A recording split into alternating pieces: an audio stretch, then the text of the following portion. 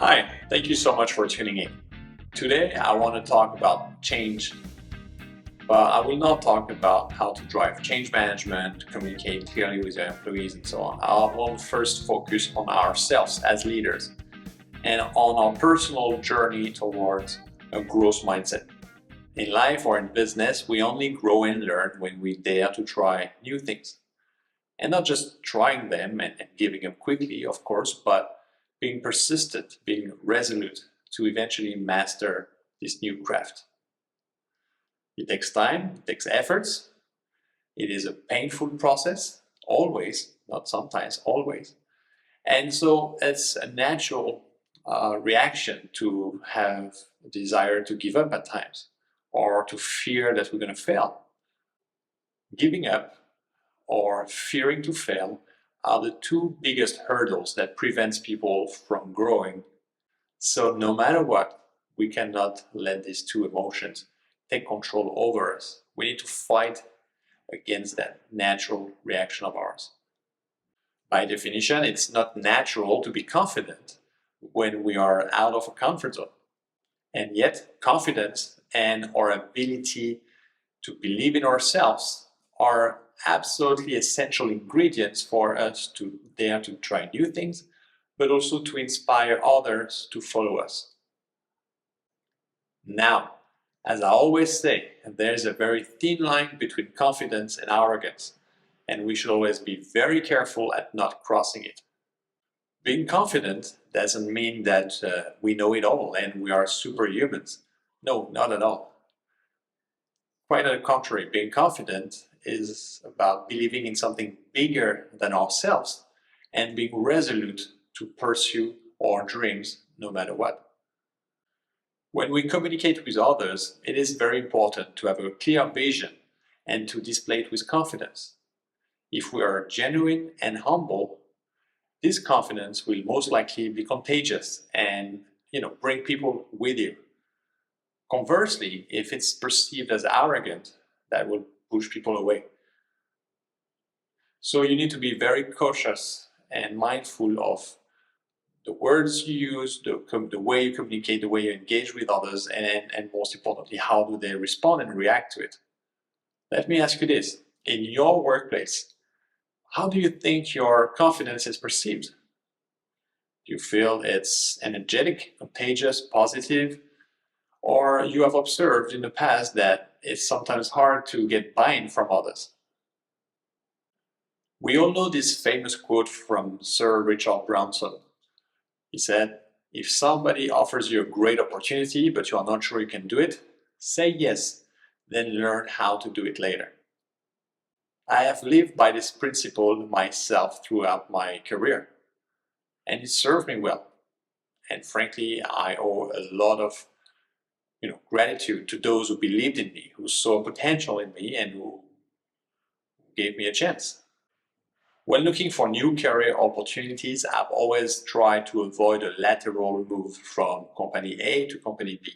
In other words, having pretty much the same kind of job and role and just doing it in a different organization. Why? Simply because I thought there would be less interest and less opportunities to learn new things. I don't judge badly the people who do an opposite choice and prefer to remain in the comfort zone, but I think it's important to acknowledge and to define for yourself what is your true ambition. As a hiring manager, I have had great successes hiring people on talents more than on experience.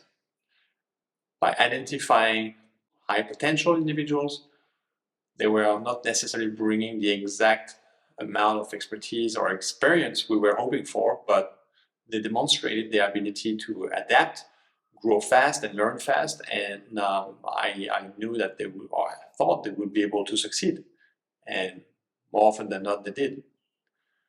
Conversely, when I hired mostly on experience, I often ended up with people that were having a pretty fixed mindset, not challenging the status quo, not challenging themselves much, and just trying to apply in our company whatever they have applied in their previous company, which is not necessarily what you want for your business to prosper, and innovate. Anyway, back to Richard Branson's quote, we should always jump on such an opportunity.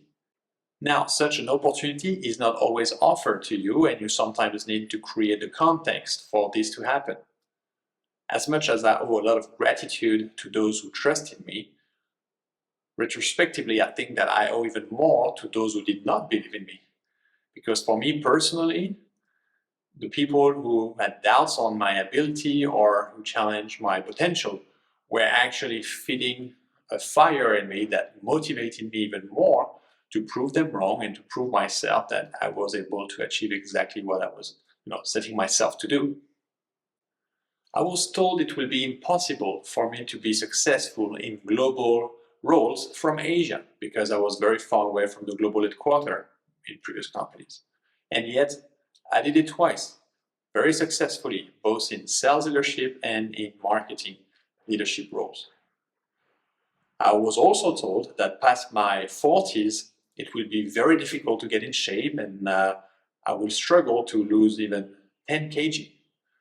Well, I changed my diet, exercised more, transformed my lifestyle, and I lost more than 40 kg.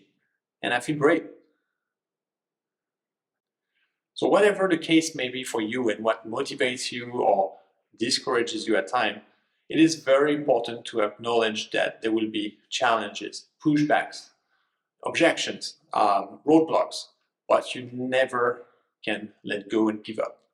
You will fail at times, but by not giving up, you will eventually succeed. Displaying a growth mindset or really living by this principle means that you are an endless, lifelong learner.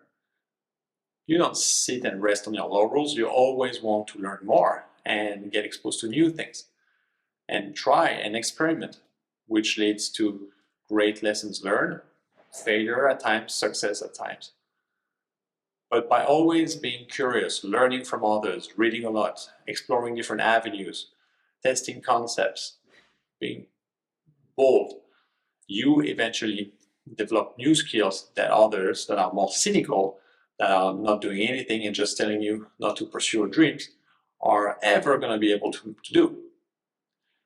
So be the ambitious one, the brave one, the one who dares to try and learn, who understands that failure is part of the journey, who doesn't fear this, and who understands that these are opportunities to learn, to get better, and to improve. All lives, all personal lives are a journey with a beginning and an end. Having a growth mindset means that you make this journey of yours, this lifelong journey of yours, a competition. Not a competition against the world, but a competition against yourself. A competition against yourself to develop and become a better version of yourself every day.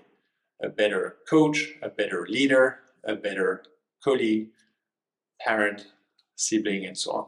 The process is painful. It is not meant to be easy. It is meant to be hard. It is meant to be difficult. And this is what makes it joyful as well. There is no pleasure in winning when you have never experienced the bitter taste of defeat. So don't give up. Just don't. And remember that by not giving up, you will eventually succeed. With this podcast series, I have the ambition to help you and your team amplify your potential, help you pursue big dreams, and enable your sales and marketing teams to better serve your B2B customer. With this podcast series, I have the ambition to inspire you to nurture your growth mindset. And that is why I will post regular content, bite-sized content, or panel discussions, subject matter experts, interviews, and so on. Please subscribe, please share this with peers, colleagues, connection of yours. I need your support. Thank you so much, and never give up. Thank you.